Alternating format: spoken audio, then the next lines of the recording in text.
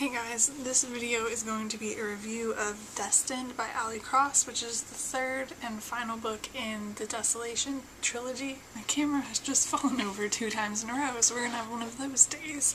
But I gave this book 4 out of 5 stars, which is the same rating that I gave the first book, but I actually gave the second book 5 out of 5 stars, which is really weird because typically the second book of the trilogy, is the worst, at least in my opinion, and I think in a lot of other people's too. But in this one, I liked it the most. But I did really like this book, and I gave it 4 out of 5 stars, which is still a good rating as far as I'm concerned. There's one main reason why I gave this a 4 out of 5 instead of a 5 out of 5 stars, and it's basically the mythology. This entire series is based around Norse mythology, and I knew basically nothing about Norse mythology before reading this book. It's the only book series I've ever read that focuses around Norse mythology. So I knew basically nothing about Norse mythology other than I knew who Loki and Odin and Thor were because of the Avengers, and I haven't even seen the Avengers. But that was basically it. And they're all in here and in this book, but obviously, since she does take liberties to do her own thing with Norse mythology, and since I didn't know anything, I don't know what it would have been like if I'd actually known stuff about Norse mythology before, but as it was, I got kind of confused. The first book, I was really confused about the mythology, and then, not that I couldn't appreciate the story, but I got really confused about some stuff at times.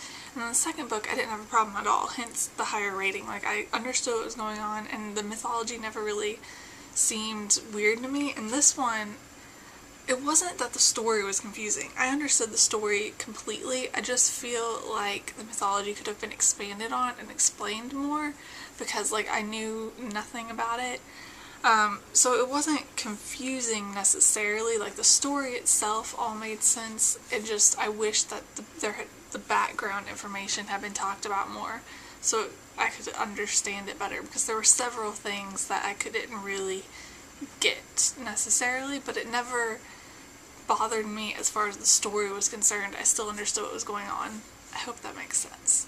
Overall, I really enjoyed this book, and I liked how it tied up all of the loose ends and all of that. I really thought it was a really fitting end to the story. I really liked what they did with all of the characters and how all of the characters ended up at the end.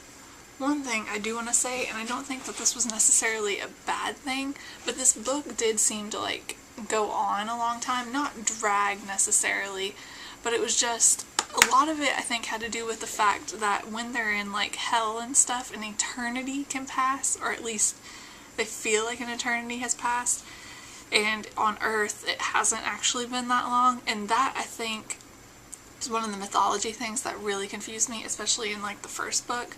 But in this one, I kind of already expected it from the other books, but how time works in all of the worlds was never really explained.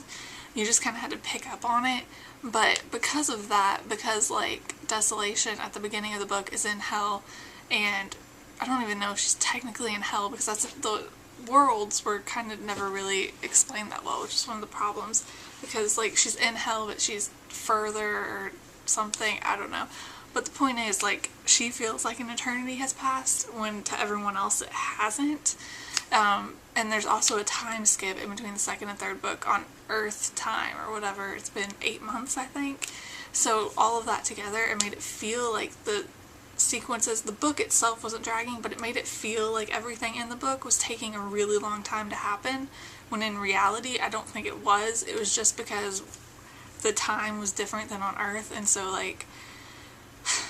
it was complicated, and that made it feel like the events of the book were happening over a longer period than they actually were, I think.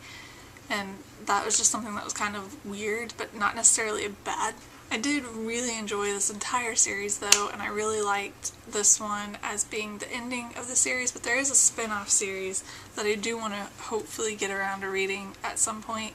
It might not be incredibly soon, but hopefully within a few months at least. And I would recommend this book, especially if you already know stuff about Norse mythology, because it is kind of confusing if you don't, I think. Maybe that was just me, but I do recommend it. It's a good story. I was really interested in it, and I will see you guys later. Bye.